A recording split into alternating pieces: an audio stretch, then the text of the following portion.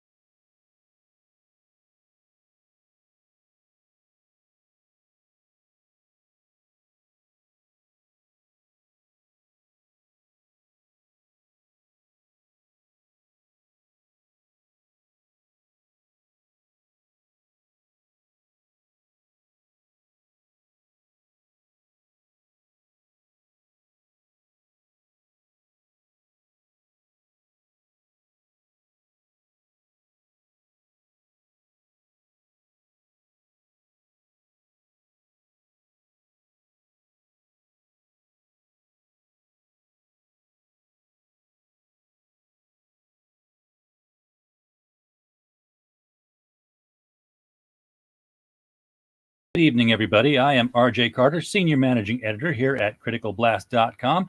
And wow, the project we've got tonight has a lot packed in it. This is a Kickstarter for I don't want to say it's the second volume of the comic book because it's a lot more than that. So, the best way to get this and explained is to get the guy in here who's behind it all, Ben Slabak. Ben, welcome to the show. And wow, what a project Exilium looks like.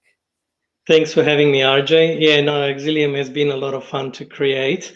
So we're back on Kickstarter at the moment, funding Season 2 of the main series and also launching a spin-off series, Exilium Vanguard. And that's all in one Kickstarter. So That's right. As you know, it takes quite a lot to put a Kickstarter on. So doing individual issues for me was a little bit difficult. Because I had another Kickstarter a few months ago for a different project, so these issues have kind of piled up, and so I thought I'll let them out in one hit. So when you say Exilium Season 2, is that like one big book, or is that multiple issues, or is that all the issues you were going to have but crammed into a graphic novel? Can you? So Season 1 basically was 6 issues, which we then collected into a trade. We're doing similar now with Season 2. So we're doing individual issues rather than a trade. I quite like the episodic nature of comic storytelling. So at this point, we're focusing on single issues. So in this one here, now we got, I'm seeing Exilium Season 2 and I'm seeing Exilium Vanguard. So let me scroll down here and see exactly how we work this one out here. So You have issue 2, the digital PDF. You have the issue 1 in digital for Vanguard, and issue 2 for Vanguard. So three PDFs for roughly $11 US. That's a really good deal actually for 3 PDFs. Usually they're like about $5 a piece. So that's we didn't want to go too high with the prices, but also these issues generally we do at least 32 pages each. So in for these particular 3, I think they will all hit around the 36-page mark as well. So last year, this time we actually kickstarted the first issue of the second season of Exilium. So now we're back with that second issue, and this is where I've now added the spin-off series as well, rather than running a separate campaign for it. So it does complicate it a little bit, but I'm figuring it out. This is volume 2, season 2, issue 2. That's it. All of volume 1 is in. I'm going to point to the screen like y'all can see my hand. It's on here on the Kickstarter page that I'm not even sharing to the screen yet. Right there, you've got all of season 1 on this 220-page hardcover graphic novel. Yeah, so that's the first time we're actually releasing it as part of this campaign. Previously, we've had it in just a standard trade, but this will be quite a nice edition, a limited edition hardcover. Yeah. Is that spot gloss on the mask of that spacesuit? There will be. Yeah, there will be a spot gloss. Yeah. That's very clever. I love that design. Just everything reflected in his face mask of those ships. Yeah. So this was actually how this was the very first concept image we designed for this series, and it turned out to be the cover of the very first issue. So I've reused it for the hardcover trade as well. Yeah. So we got a active chat out here to support you. We have Rusty Deos out there. Welcome, Rusty. Nicholas Gear was on here just the other night with 2 projects of his.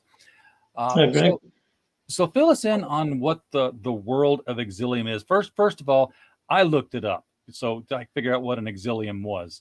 And you thought with 2.5 years of Latin under my belt, I might have known this one. Yeah. But for those who don't know and aren't going to go bother to look it up, what does Exilium mean, and why did you pick that as a title? So Exilium is Latin, as you correctly guessed. So it stands for the exiled.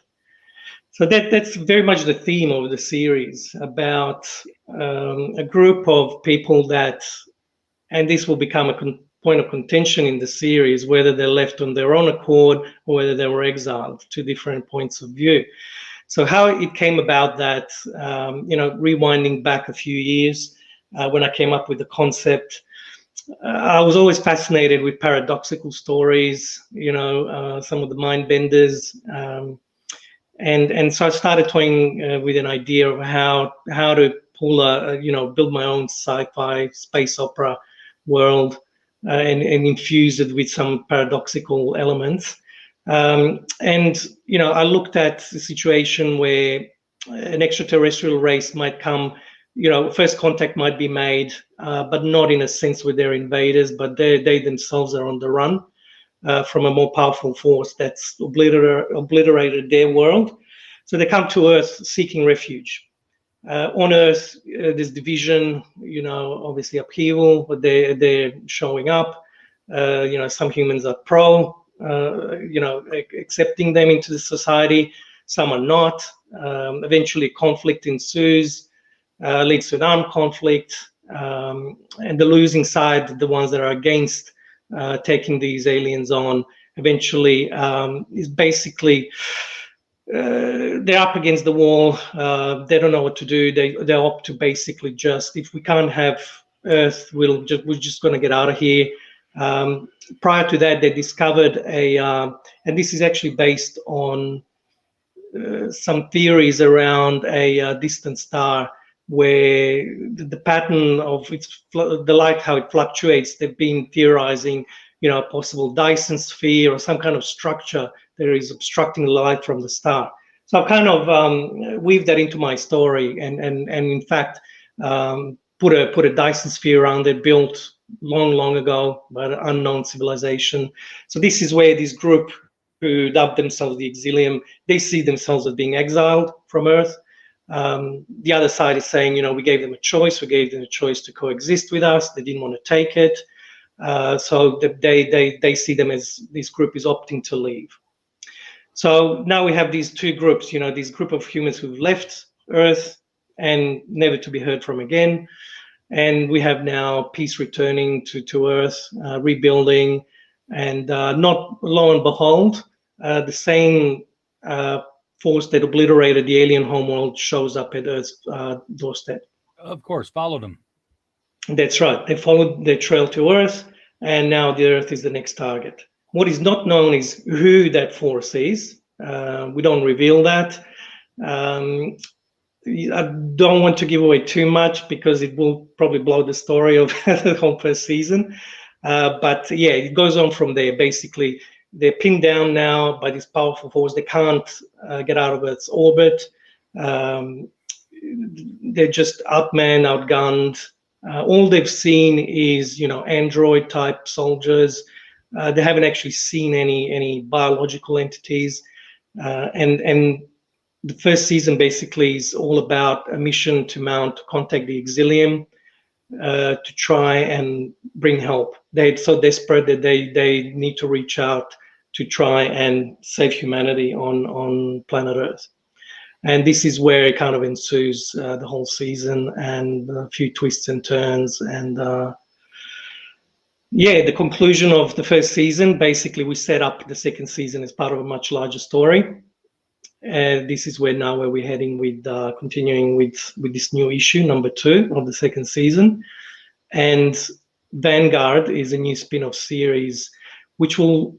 I've always wanted to expand the world of Exilium, and so I looked at an opportunity, not necessarily a prequel, but a parallel storyline.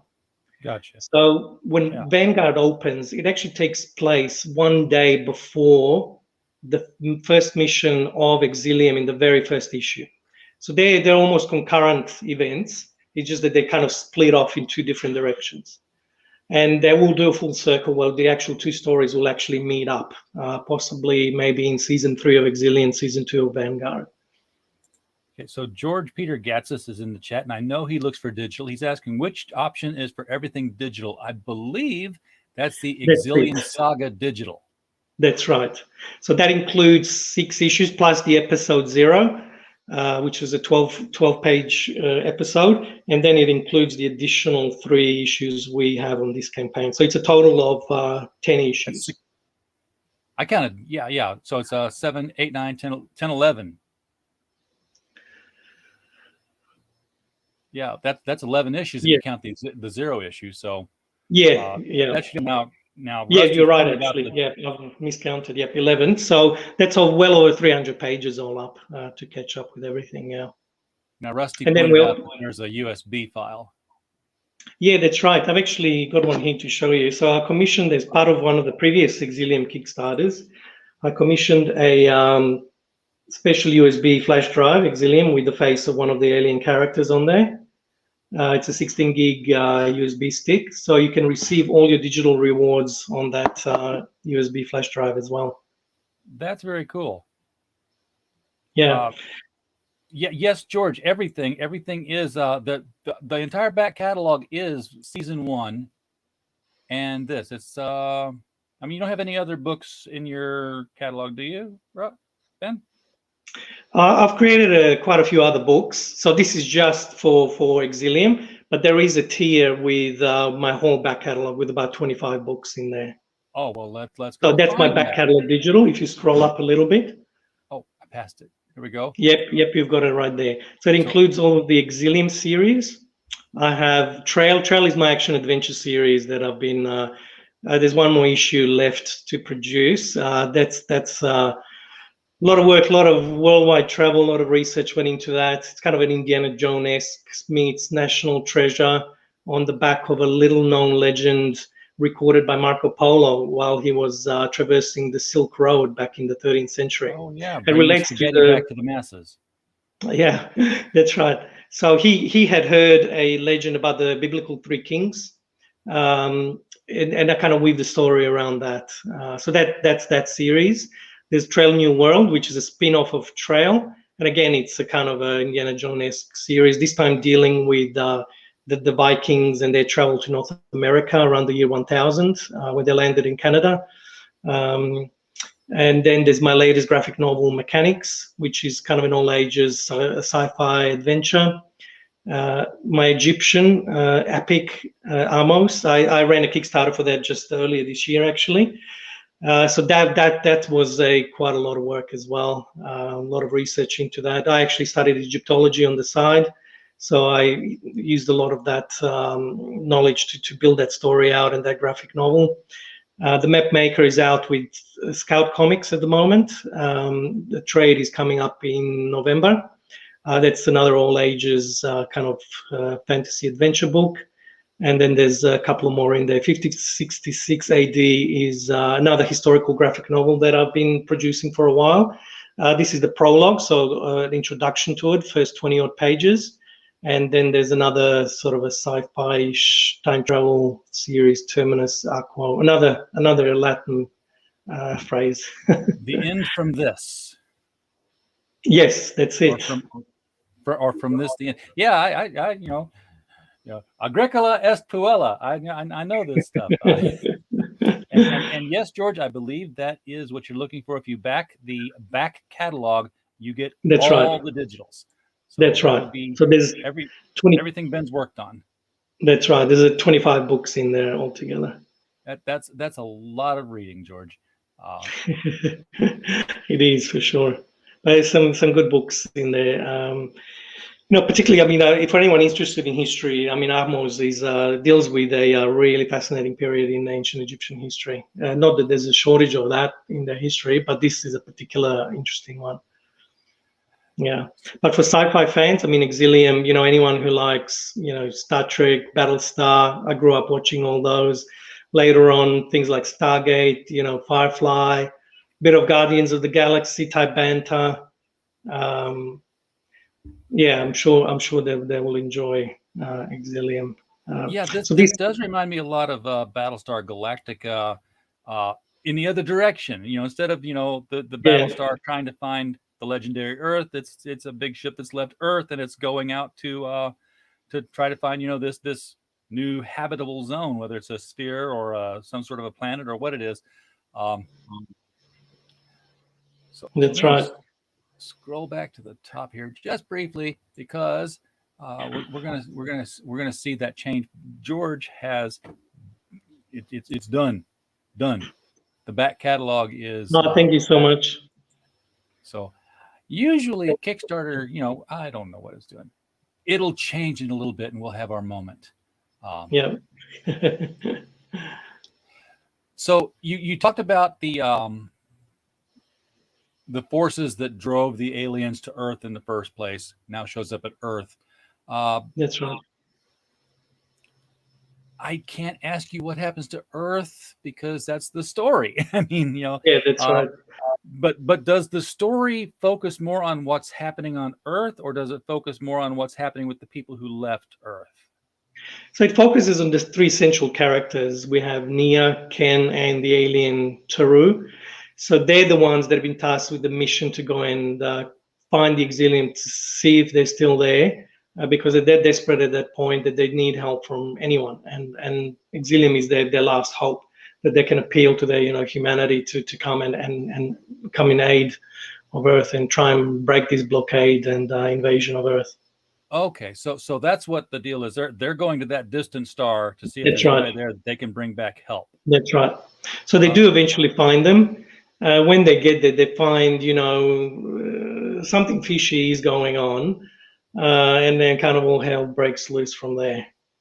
Okay, so this is set then far enough in the future that we don't have to wait 280 years for them to actually get there.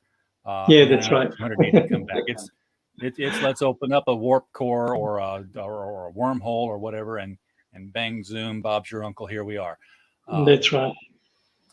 So in this one, I try and kind of read up on scientific theories and all kinds of stuff that I could, infuse into my stories. This particular one, they're actually using gravitational waves to ride kind of at the extremely fast speeds through the universe. Oh, that's a novel way of doing it. I like new ways of space travel. This whole, warp core thing from Star Trek is like it's done to death. Gravity waves is cool. Well, one of the ones I liked was somebody built like a lightweight solar ship with a sail. Oh yeah, collected. It was black on one side, white on the other. I don't know. It's sort of like those radiometers. But the point was that like once it was out in space and it had no weight to it, then photons would hit the white side and bounce off of it, thus pushing it. And the longer that happened, the closer the ship would get to light speed, and it would just keep going as fast as it could. Yeah. Actually, I've seen that in some of the sci-fi. I'm not sure if you're a fan of Deep Space Nine, but they actually did an episode with a kind of a light sail ship where they actually hit kind of light speed. Yeah. Yeah, I can't remember the book I saw it in, but I think it was Einstein's Bridge. All right. It was one of those. It was really weird alternate universe, and then other kind of time travel. Everything was thrown, but the kitchen sink was thrown into that one. Your IQ had you had to have an IQ this high before you could enter this book. So this is the promo image for season 2, and we've got 2 teams here. It's almost like Halo. You've got red and blue. That's right. Facing off against each other. It's obviously an antagonistic sort of. That's right. Here. So what's the deal here? We got. This is actually kind of a. This was actually the wraparound cover for the last issue of the first series. That shows, the Exilium and their antagonistic nature with Earth. What happened in the past, their conflicts and things like that. So and it kind of sets up the theme for season 2. And so on. That sort of antagonistic thing will sort of continue through season 2, but as I mentioned, it's now the story has kind of grown much bigger than what it was in season 1. Now, Taru looks like one of the traditional grays. So that was intentional. Yeah, that was intentional to bring in one of the grays, or rather to have that. Alien civilization seeking refuge to have them as greys. I think that's a good choice because the reader can quickly and easily accept, the aliens.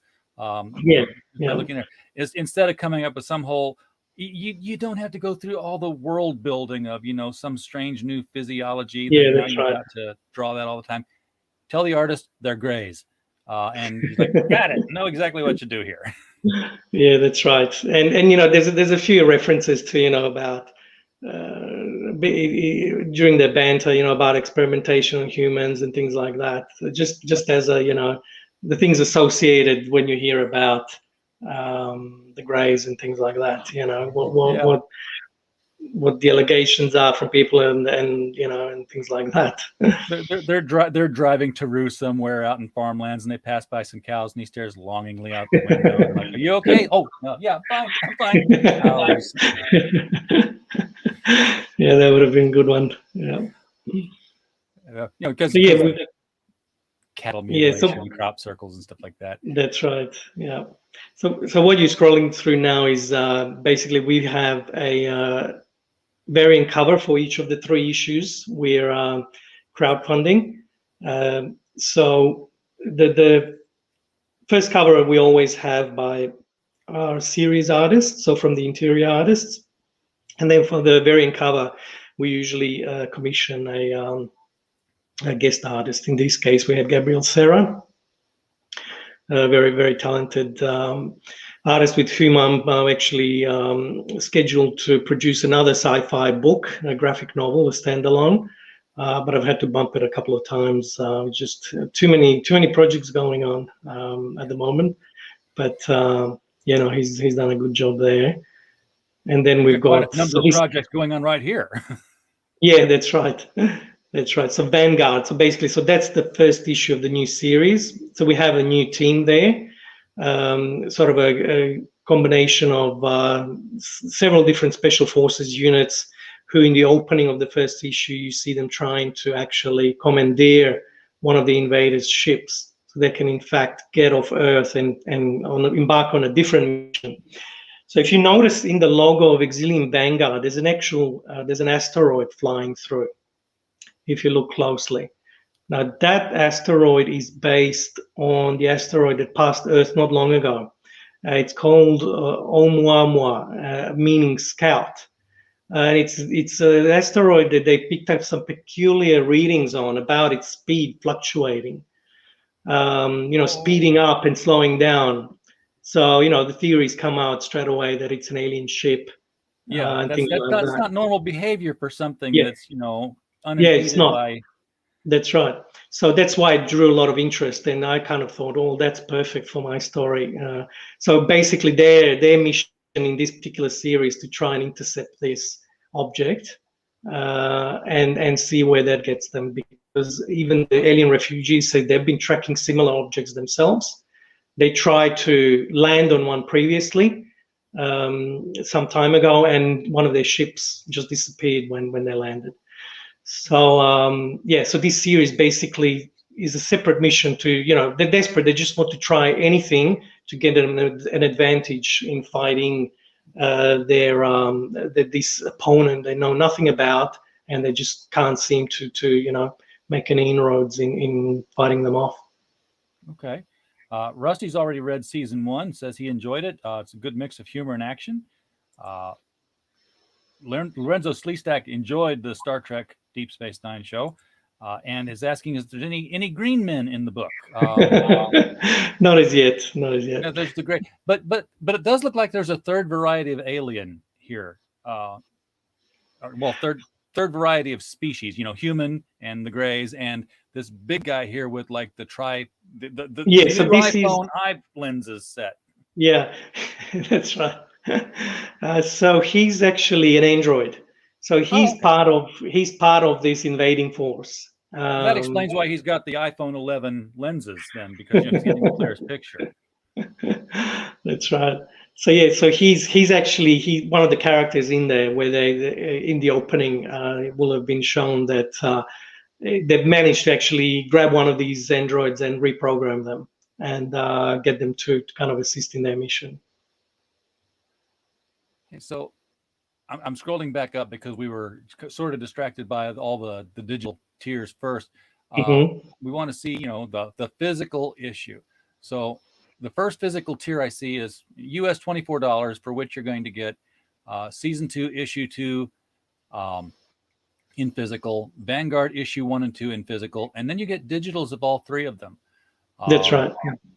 At this point, it would behoove me to ask, is Issue 1 physical an add-on at this point? Yes, it is. That's right. So smart thinking. Yep. So how we've structured is, because we ran the campaign last year for Issue 1, so we have the returning tiers, returning backer tiers, but we also, if you scroll down, there's a new backer tier as well, where they can pick up Issue 1 as part of the tier as well. But Issue 1 is also an add-on as well. Okay, so they can do it with the 33 tier, and it's all put together. Might be more convenient to do that because the shipping might be a little different if you that's right. an add-on. And then you've got the cover collector here because you've got these multiple covers, so that's right, people can get them all like Pokemon. That's what we do with comic books. Multiple covers. We got to get them all, and I'm looking for that hardcover. So it should be a little bit, but I gotta stop here because okay, what is it with Australia and crowdfunded comics and jigsaw puzzles? So I've noticed lately it's been a fad. Number of campaigns feature that. I think you're all locked in your house so much now that you need something to do, and puzzles are. Yeah, that's right. That's right. Jigsaw puzzles are all the rage at the moment. Here in Sydney, we're in our 10th week of lockdown. So we only leave house to pick up some grocery shopping, and we've got a lot of time at home. But so what's the puzzle going to be of? I mean, do we have the picture on the box? So the puzzle will in fact be that image of the two sides facing off at the top. Okay. Yeah. At the bottom where all the featured rewards are, it's actually, you can probably see it down there as well, down the bottom. I'm going, oh, look at this interior art on our way here. Let's pause and take a moment to enjoy the interiors here. This is nice. So the black interiors are black and white grayscale. That's right. So for the spin-off series, we chose to go this route. I've always wanted to do a black and white book, and I thought Pablo Verdugo Munoz, who I'm working with on the series, his style I thought it was fantastic to do in grayscale. Okay, to be clear, Vanguard is grayscale. And that's right. Exilium is full color. That's right. Yeah. Yeah, this is very cool. I like black and white too. I think you can get a lot more of the original artist's detail. That's right. Yeah. Sometimes colors over the finer lines. Yeah, that's right. I've had cases where I've had books drawn in with ink wash style, and so when you color them, for example, that ink wash is just kind of disappears. So in this instance, I thought his grayscale work was really good, and just to differentiate it a little bit from the main series as well. Yeah, who's doing your lettering? Lettering is done by the UK-based HDE. He goes under that moniker. So he's lettered most of my books actually, his work is fantastic. Yeah, very professional. That's very professional, and I've never been clear on whether it's the artist or the letterer who does the sound effect.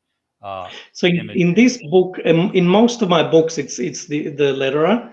In only in one of my books, and that's my latest graphic novel, Mechanics, the artist actually drew them, and I liked how he drew them. That's why we kind of stuck with the drawn sound effects. But usually, it's done by the letterer. Yeah. Okay, and here's issue 2, some interior artwork, and we do see the coloring now. I like that palette.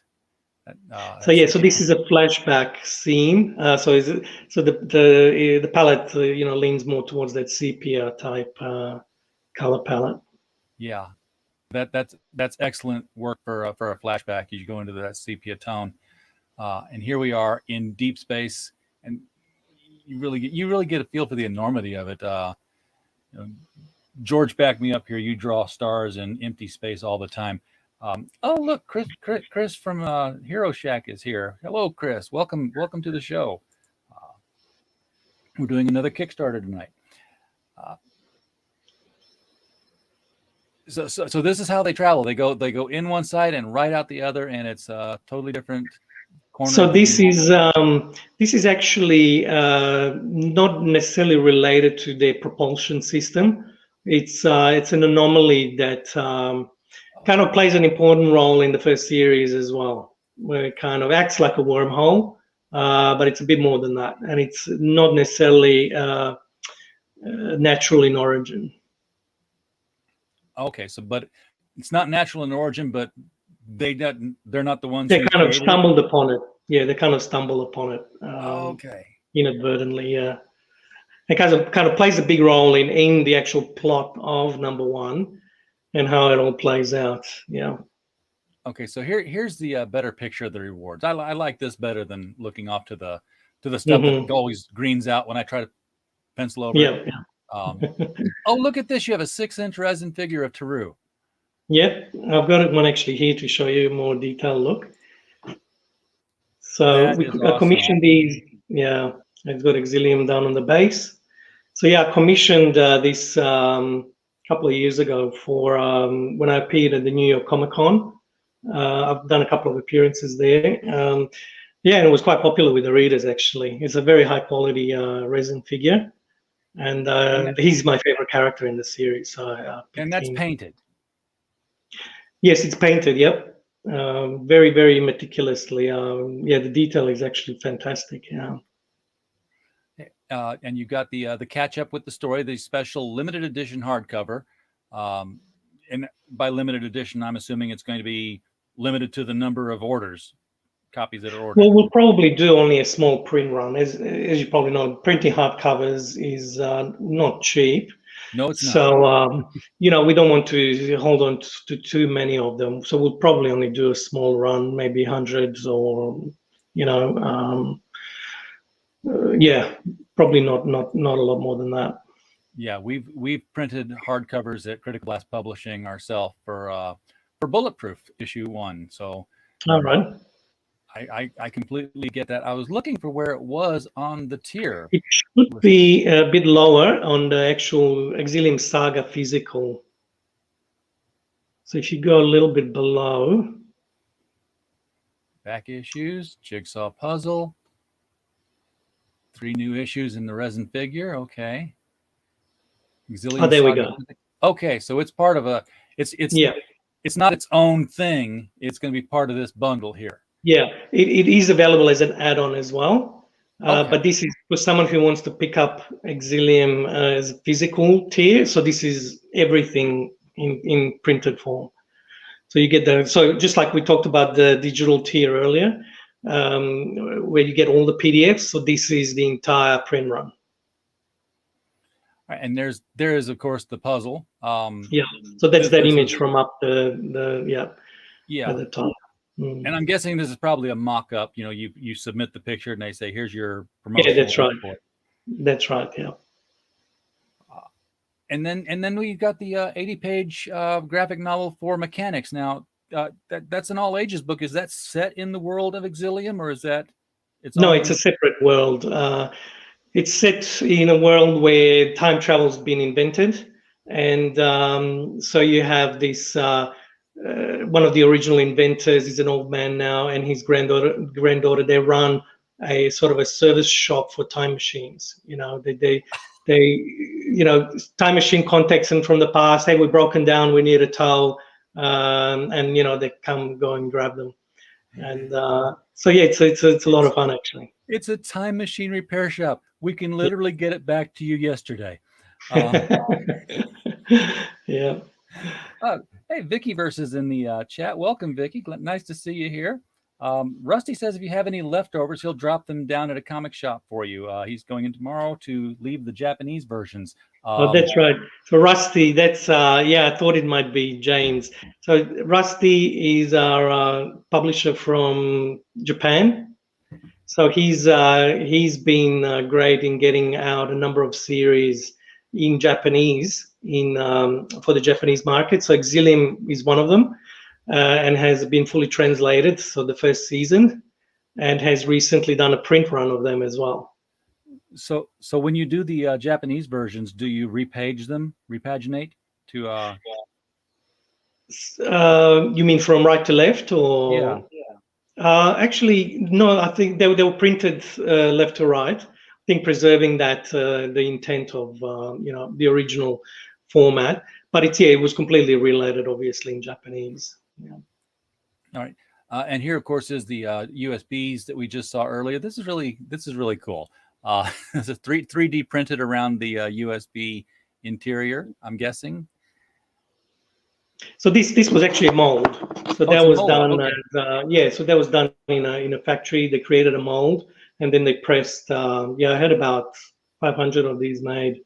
I only have very, very small amount left. Have been very popular, but it's pretty cool. That way you get to keep all your Exilium books in one spot. Okay. Oh, and now we see what the actual prices are for the reward tiers. Now that we've seen the reward tiers, let's see the numbers. So these are all in Australian dollars. So current exchange rate is about 1.4 Australian dollar to a US dollar.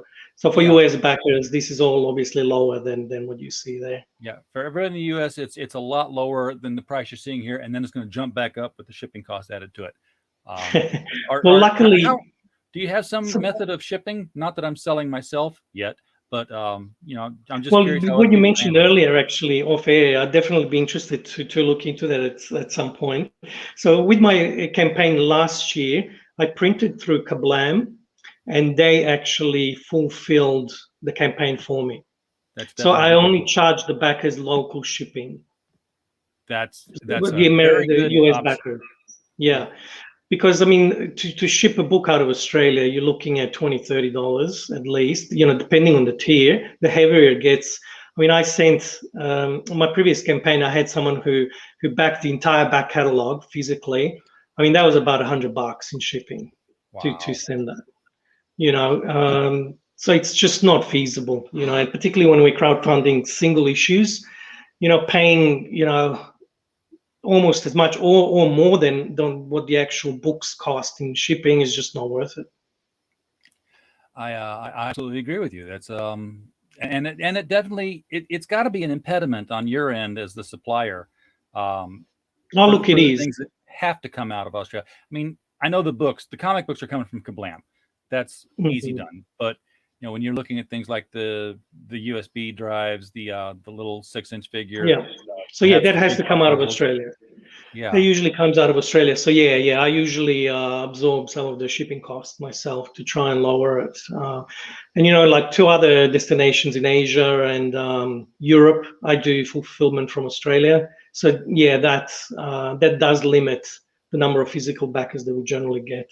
So we tend to get digital backers more often than physical. And that goes the other direction too. People who are buying books out of the U.S. and they're in Australia or the UK, they'll buy the digital again because. Yeah, I mean, I myself have backed to many Kickstarters, and I do occasionally get the physical one for books that I really want to own in physical, but it's just not feasible to do it for everyone. So usually it's the digital tier that I myself back.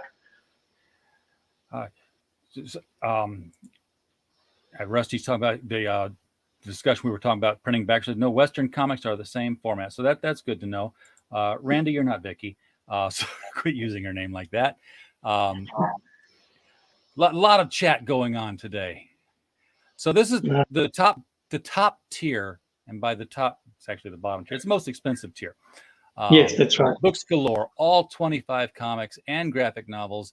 So that's the first season in floppy format. That's not saying it. That's right. These are all sort of individual books, plus some of the other graphic novels as sort of one-offs that I've done. That's right. And so if you just wanted to get the Exilium Saga all together, probably the most compact and economical way to do it would be the $90 tier here, because you do get the hardcover collection for the first one, and then you get the season 1 and 2 and the Exilium books in floppies as far as they've gone so far. That's right. Yeah. Season 2 is going to go 6 issues, or is it longer? At this stage, I've got my outline, but I always tend to blow my original plans. So, for example, with the first series, it was meant to be 5 issues. It turned into 6, and then 6 ended up being double-sized. So it was almost was well over 50 pages. Yeah. Almost an 8-page series if you had, or an 8-issue series if you had kept it to the original size of each one. That's right. And the first issue, for example, is 40 pages. So it varies. I don't stick to, a 22, 24-page count. I kind of run with it, until I hit a point where I can have a cliffhanger at the end of the episode, and then I go to the next issue then. That's all it takes. And you know what? Last issues of something should be double-sized, because there's something special about, hey, this is the last issue of a book. Or it's a blowout, spectacular, giant adventure thing.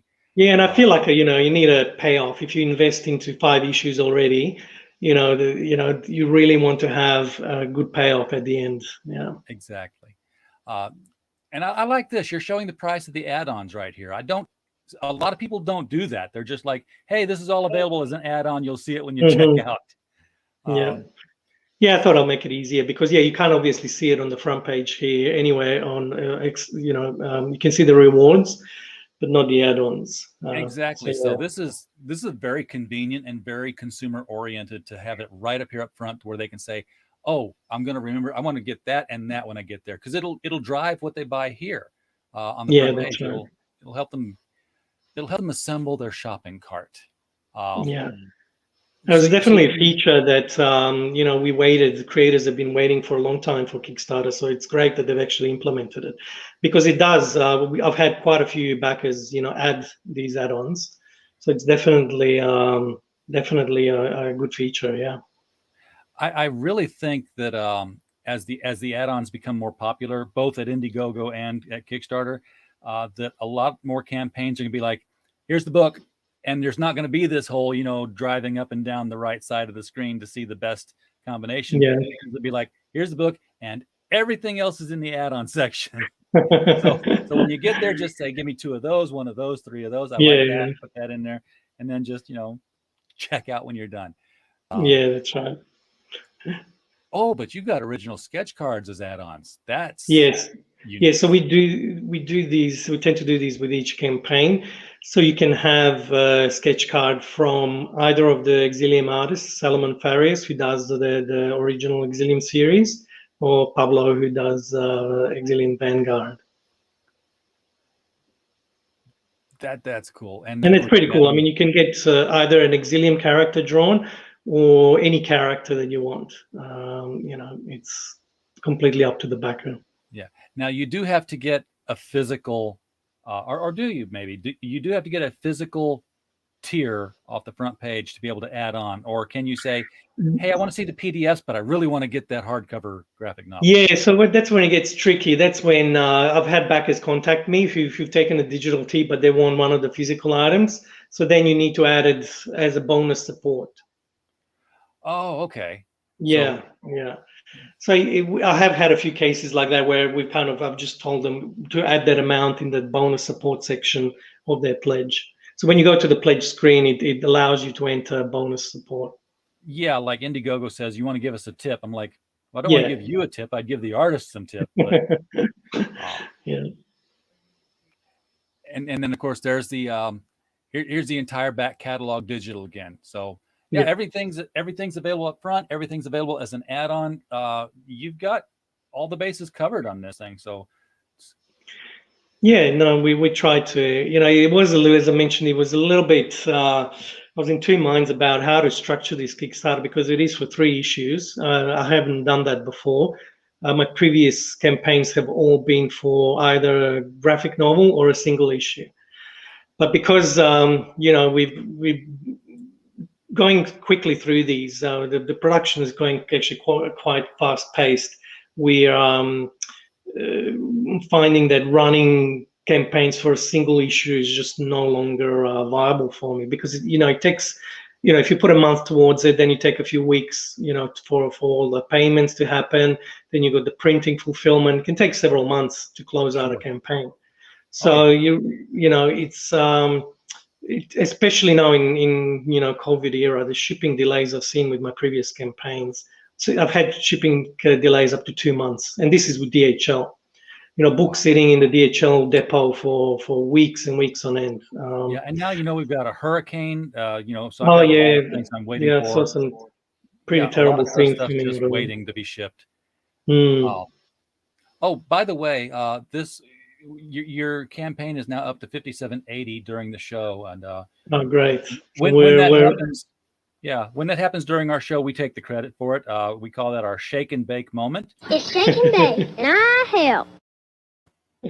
That's a nice one. No, thank you for those that have joined in the stream and for your backing the project. Much appreciated. Yeah, Vicky says it's a very cool looking book, and she's absolutely correct. Chris is taking notes. Chris is doing very well with his Kickstarter too. Got to get that thing pushed over the edge. You're both sitting like this close to being funded. So got to get these things pushed over the funded level so that you can just say, okay, it's all profit from here on out. But yeah, you're talking about how difficult it is to do like single issue and then do the next single issue. I can imagine it's really difficult coming from where you're at into the US. I know that there are people in the US who have done that and are doing that as Kickstarter. As with Kickstarter as the platform, I know that it's Miskatonic High. Yeah, that's right. Issue number 12, and they're doing it like every 3 months. They've got it down, but the secret origin of that is that before they crowdfunded issue 1, they had issue 5 printed. All right. So they're operating off of a backlog, and they can afford to kind of do that, and it doesn't catch up. I mean, it's simpler for backers when you're focusing on a single issue, but I can just see myself building a more of a backlog, and being out of Australia, and as I mentioned, so with all the delays, my last Kickstarter was in April, and we just finished fulfillment before launching Exilium Kickstarter. I didn't want to, start launching a new campaign before fulfilling the previous one. But basically, this will only really allow me to do 2 this year. So it's a bit of a difficult one to manage, So, but yeah, I mean, we've had quite a few backers come on board. Hopefully, there'll be a few more help us out with the production, ongoing cost of the production. As you know, making books is not cheap. So, but we're happy with how it's going, and the support shown has been really great. Particularly, I mean, this era of COVID, a lot of lives and livelihoods have been affected. So people who support these sort of projects. I mean, it's really great, and we're all very appreciative of that. Yeah, we're a bit more open here in the U.S. with conventions and stuff, because I know people have been going to conventions and selling books. Yeah. And we're all kind of looking at Australia and going, are they going to be okay? Because y'all are like, there's what you see in Australia, and then there's what everyone in US sees as Australia. And okay, you look like you're just fine here on the screen, and we're looking like, wow, that's a police state. They're like shooting people in the streets because they coughed. So I'm lucky. I mean, I'm in part of Sydney where we've escaped kind of the brunt of it. So I haven't actually seen any police around our area of Sydney. I think they're focused on the more densely populated parts of the city. We're here we're all on acreages here, so we're very spaced apart. So I mean, it's very limited where you can go, what you can do. It hasn't been school this term at all. So this is week 8 of homeschooling. So, we're juggling full-time work with homeschooling. There's no childcare either. So we've got our 1-year-old with us as well. So yeah, it's a bit of a challenge at the moment. Yeah. And I'm guessing obviously no conventions. You can't have that. No, not at the moment. So we had some earlier in the year. I attended one in Sydney, which they had limited number of visitors. And that was, it was a bit slow compared to, previous ones. But we don't have anything on the level in the US. I mean, I exhibited at New York Comic Con in 2018 and 2019. And, that's just on another level compared to what we have here. And, Exilium was flying off the table. I mean, and I found the visitors, they're so very open to trying new books from independent creators as well, and it was fantastic. I was hoping to return this year again. Obviously, last year was cancelled, but because our borders are still closed, we can't go anywhere. So, so no convention. You had plans, but I kind of figured the entire country is locked down. There's no flights in or out or anything. Yeah, so we've been locked there. The borders have been closed since the pandemic pretty much started. So we can't really leave the country unless you have like a special exemption for, and I'm not quite sure what that entails, but it's, difficult to get out at the moment.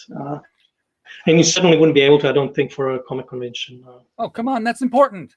That's I almost said that's the First Amendment right, but you guys don't have that. No, we don't.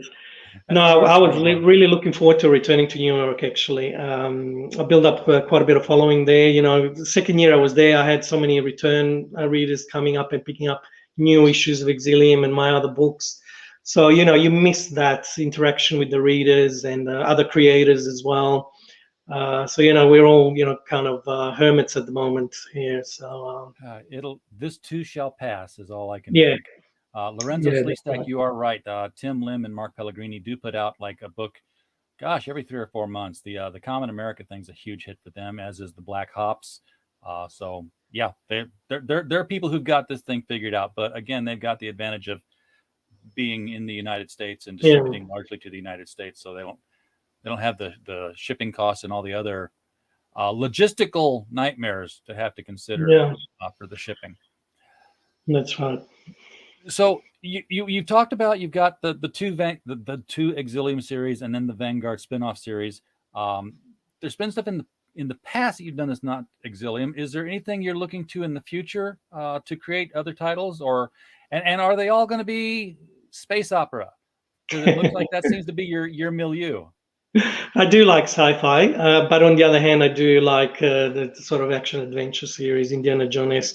So there's plans to keep those series going as well in the different sort of story arcs. I do have one that I mentioned earlier, sci-fi graphic novel, which is kind of a modern take on Moby Dick / The Old Man and the Sea in the future. Although there's no whale or a big fish in there, like in those two classics. But kind of along similar themes of redemption and things like that. The one very much I'm looking forward to. I'm also working on another historical graphic novel set in China, in a little town called Lijian, which deals with a Roman legion that was captured during a battle with the Chinese and taken away as prisoners. So there's a point of contention whether that's actually true or not, whether it actually happened. But nevertheless, I mean, it'll be more of a sort of historical fiction that I'm writing.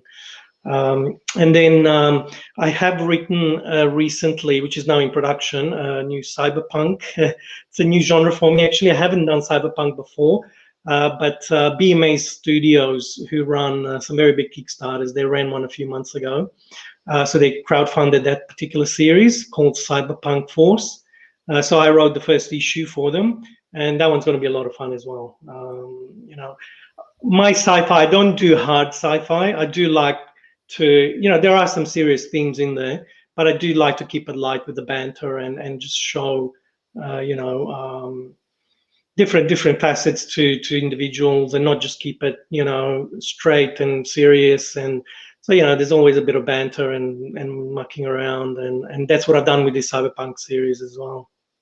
Now, I recall when we looked at the Mechanics series that you said it was an all ages book.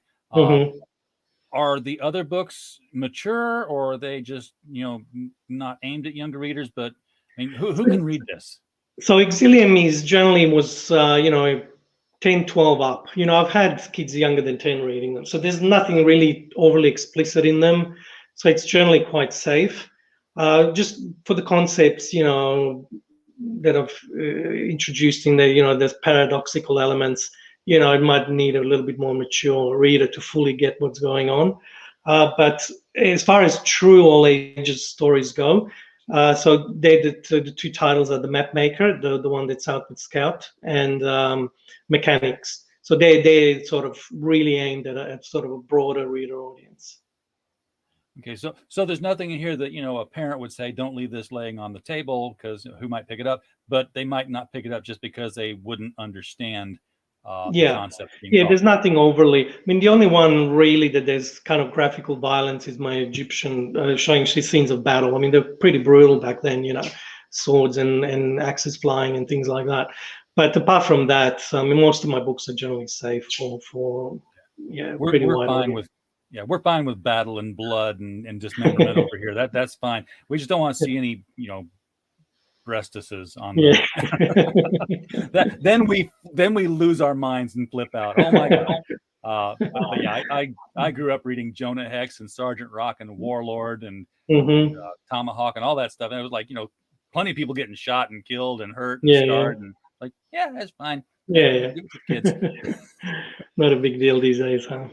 All right, so we're coming up on the end of the hour here. I just wanted to bring the campaign up one last time to remind all of our viewers right now that if you want to get in on this Exilium project, and there's a lot to take in with this, so I understand if you want to read through it and put your choices together in the best package possible.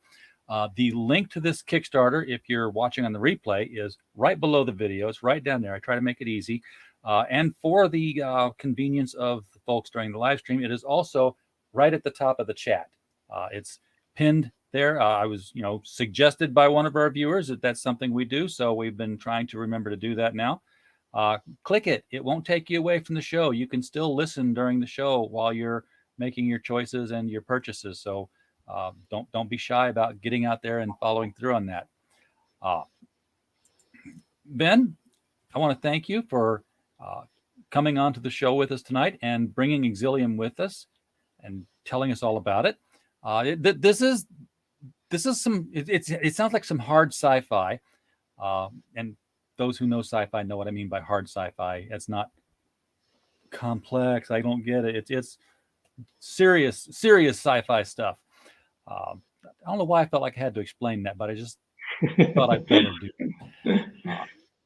And I don't think we get very much of that in crowdfunded comics. We're getting a lot of Westerns lately, so maybe we'll start getting some hard I've noticed sci-fi. actually. Yeah, I've noticed that. But no, thank you. I really appreciate you taking the time to talk to me today, help with the promotion of the campaign. And of course, thank you to everyone in watching and the backers that we've had during this chat. Very much appreciated. Thank you. Absolutely. Chat, we don't have a show without you showing up, so we definitely appreciate you being here. And as always, we just hope you had a blast.